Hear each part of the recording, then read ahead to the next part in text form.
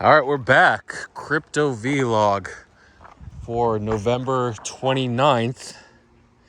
Is it the 29th or the 30th already? I think it's the 29th.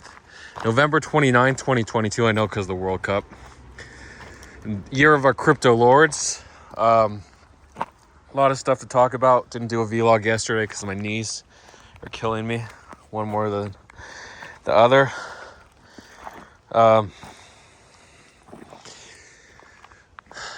First, I'll do the shoutouts for the last vlog. Remember to get a shout out, just got to leave a comment. Here are the shoutouts. Maddie, Mana Frog, Foundation, Sweet Poison, Han, Doombot, Quentin, Clota, Jamie, Scotty, and Short Young. Did you see that goal, an assist by De Jong yesterday? What a player for Netherlands. Anyway, so World Cup updates. Sorry, I spoiled it there. So, the last match of the day, I think on Monday that I didn't get to, was Uruguay versus Portugal. And guess what happened? Spoiler alert. Well, Ronaldo originally got credited with a phantom header, and they reversed it. And the other player, I forgot their star's name, sorry, forgot to look it up. But he scored 2 goals, almost got the hat trick, and they beat Uruguay 2-0. So Portugal is through. They still have to play their other match on Friday, their last match. But they're basically through. And then yesterday we had the first official result for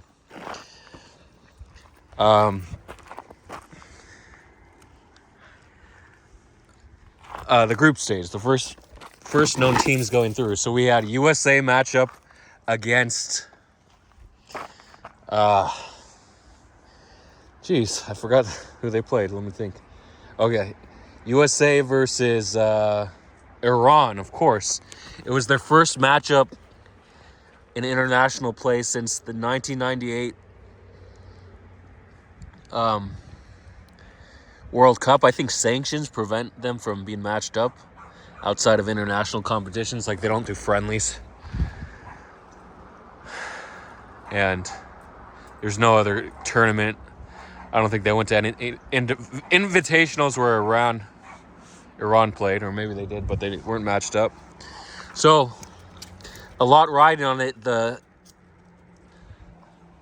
U.S. national team's Twitter account posted a picture of the Iranian flag with the emblem removed, which was the official emblem of the Islamic Republic.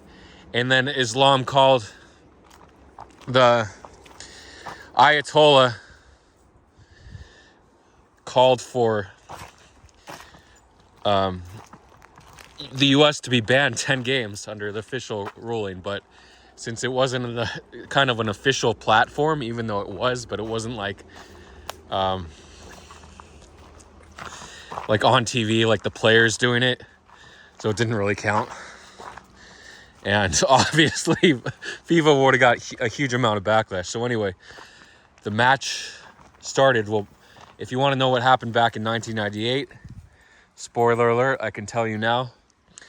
USA lost all 3 of their matches. A to Germany, B to Iran, and C to Yugoslavia. So they got skunked. I don't think they scored any goals in that World Cup. Or maybe they scored 1. But they went home 0-3.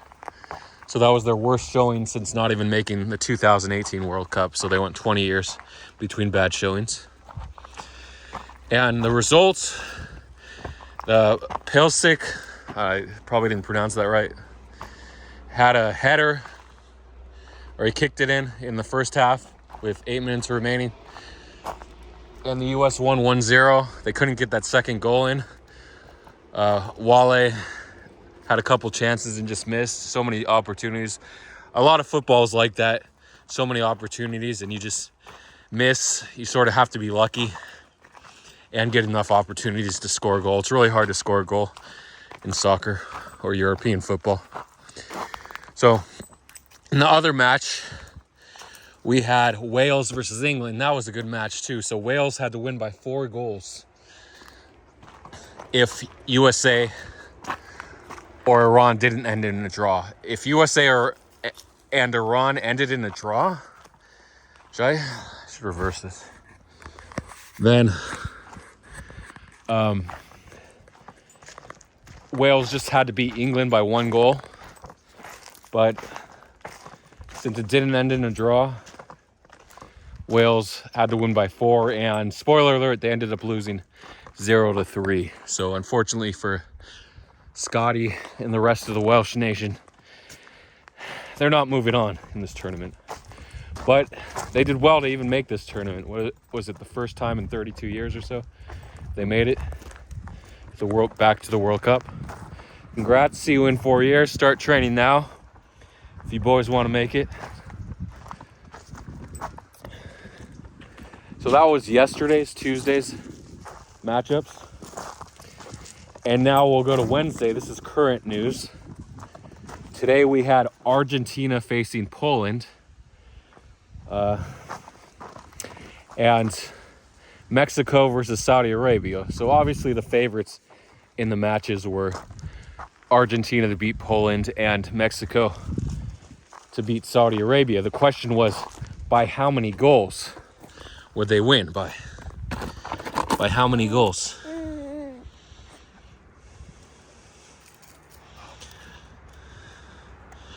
I think if she was hungrier, she would be holding the bottle.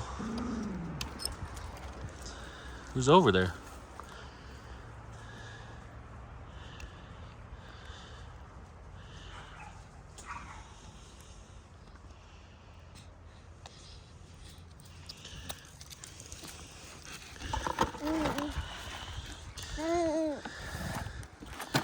Well, now she's holding the bottle, so.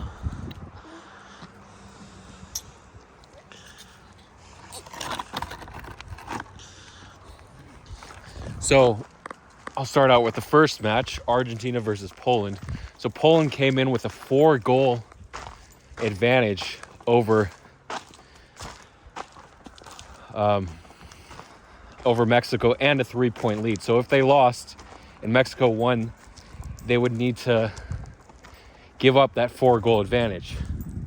Basically, it would have to swing by 4 goals. Either 2 against for them and 2-4 for Mexico, or 3 against and 1-4 for Mexico.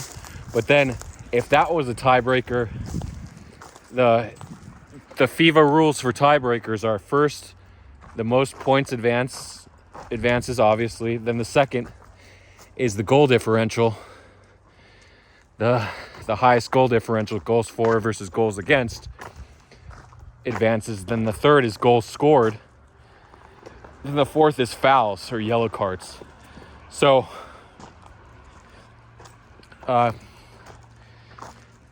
Poland had a 4-goal differential advantage over Mexico and a 2 yellow card advantage, 4 versus 6 for Mexico. So it was the least yellow cards.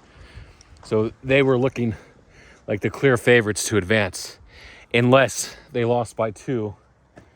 And oh, my camera cover cracked. I hope that doesn't affect the angles. And the refocusing, okay. Or Mexico won by more than 2. So what happened in Argentina and Poland? Well, it was 0-0 at halftime, and then as well in Mexico, Saudi Arabia 0-0. But in both matches, Argentina had a quick 2 goals. Messi even missed a penalty. And then what? Oh, you want more ball? And then Mexico scored 2 quick goals. One on a really nice free kick. Those free kicks are a bit lucky, but you take enough of them and you'll score from outside the box. So it was 2-0 for both, but Poland was ahead with about 30 minutes remaining in each match plus added time on penalties. But Mexico was the favorite to win by 3 goals. They had so many opportunities. Same with Argentina. I think Argentina and Mexico shot 21 and 22 shots and 11 and 12 on goal. And an amazing penalty save by the Polish goalkeeper against Messi to keep it, or when it was 0-0, but they still ended up losing 0-2, but that would have made the difference. So at the end, Saudi Arabia got a goal with 2 minutes left in added time.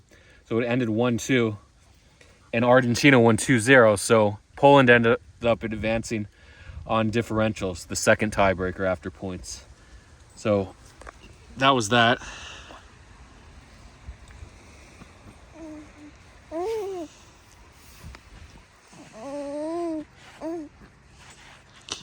And that's your World Cup update. Poland and Argentina go on, USA and England move on. And tomorrow's match, I think we have Germany, Croatia, South Korea maybe, or Japan is in that group. I think Japan, not South Korea. And the fourth team, not sure who. So I'll update you guys tomorrow.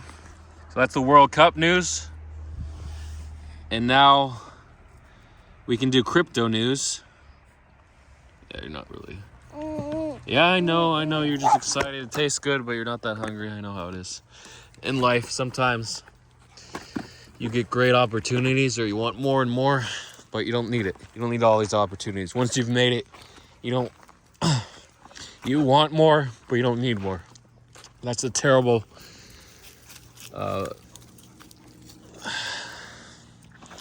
the terrible paradox of life. How once you have more, you want more, but you don't need more. But that want drives you, keeps you going, keeps you miserable, keeps you up late at night. So congrats to everyone that's already made it, but you have more to achieve because the human mind doesn't function on is never satisfied. So there's no way to be okay, this is it. The toil and trouble and hardship is what motivates people and what you need in life to avoid misery. Although you could be miserable because you work all the time and have no free time. Some crypto news, Phantom, because Andre's back. He changed his LinkedIn again for the second time this month. I think the first time was like November 3rd or something. Or November 4th.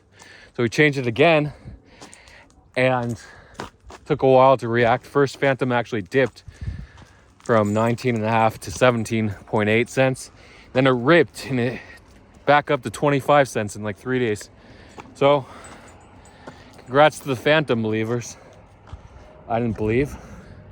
So you know my FTX history with Phantom, how I put money in FTX to long Phantom, and then I added more money when I was down in Phantom and it got stuck. So I couldn't long Phantom. I won't trade the same coin twice. I bet a lot of traders are like that. You take a big loss on the same coin, you get back in, you get stopped out, you get back in, you get liquidated. You're like, okay, I don't care about this narrative anymore. I refuse to take the trade. Ripple was like that for a lot of people. YFI for VAFI, it was over. FTT was like that because it never moved until the massive FUD, and it eventually moved from $25 all the way to $1. So any other plays? I&J burning 5%. The total supply, 7% of the circulating supply, 5 million I&J being burnt in a couple days. Sent it from 164 all the way to 181, I think, or 182. Then it corrected back to 170. So if you want to play that narrative again, you can hop back in. If you don't, then you don't have to.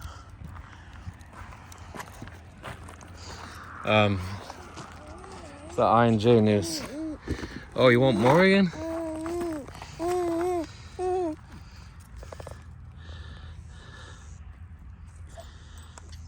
Any other, really not a lot of crypto news this week, surprisingly. the narratives, I can talk about the BUSD narrative. So it was dead for a few weeks because we had the QKC listing, which was over 100 million market cap the week before. That was on October 26th, Wednesday night or Thursday, depending where you are. And then the week before we had, I think, AGIX and S&T, which were both over 50 million market caps. So the week after October 26th would be, I guess, November 2nd or so. But no listing then. And then the FUD from FTX, November 9th, no listing. But what was happening to these coins is they were still rallying. QLC was being pumped crazy from all the way from 87 sats during peak FTX FUD to what it was today, a month later, or less than a month later, 3 weeks later, I think. Oh, what's the date? The 30th. 3 weeks later to 417 satoshis. Crazy, amazing rally. What is that? 4.5x or so? It's just unreal how 4.6x, how hard QLC went. Then Oaks did 80% today at peak, I think, because tonight the last listing time for Binance is Thursday afternoon, so it's going to be over by the time this vlog's updated. So this is the pump. The big pumps are going to be on Wednesday and Tuesday night, Wednesday afternoon, because Wednesday night or Thursday morning is the last time Binance announces the listing for the week, and then you have to wait 7 days or 6 days for the dip again. But QLC dipped last week to 165, and then it bounced again all the way to 417. So you can play the dip. It's already starting to dip a bit earlier. So from 417, I think it was 363 last time, and it could dip all the way to 300. Like probably low 300s would be a good rebuy zone, even though it's already up 3x or 4x now in the last 3 weeks. But I don't know how hard it's going to pump with such a pre-pump. But Wabi only went 30%, so that could be a good buy. And Oaks, kind of a good buy, even though the market cap is slightly higher than QLC now. But it's still double that of Wabi. So Wabi would be the best token to buy if it lists. QLC and Oaks are almost priced in. Pivx and AST aren't priced in yet, so watch those, okay? Watch those coins if they get listed.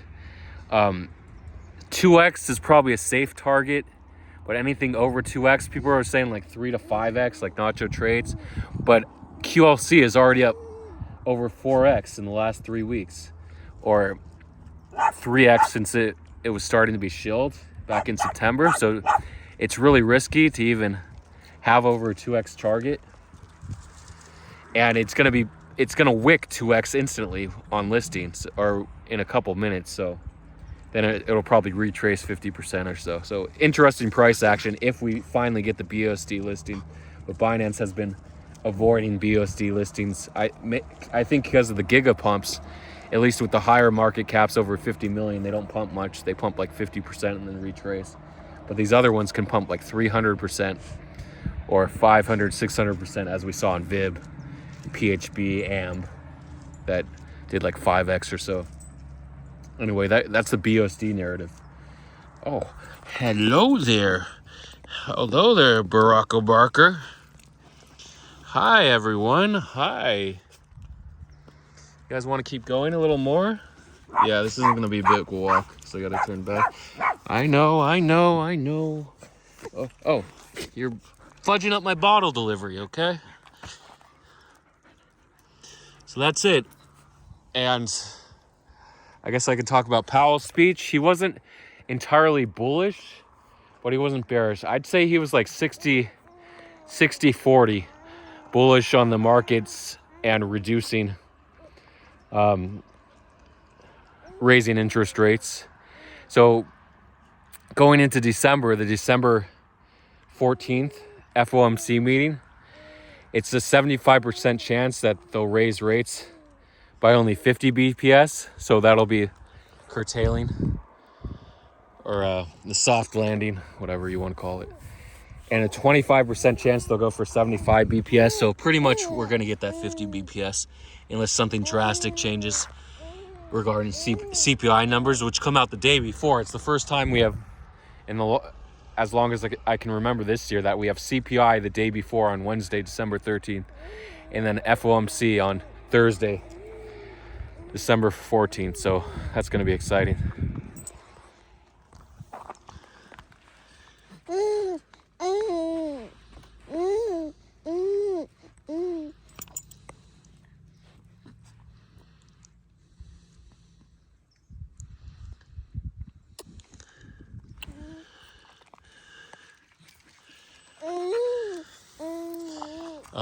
Yeah, the market sort of rallied from 16K with the FUD from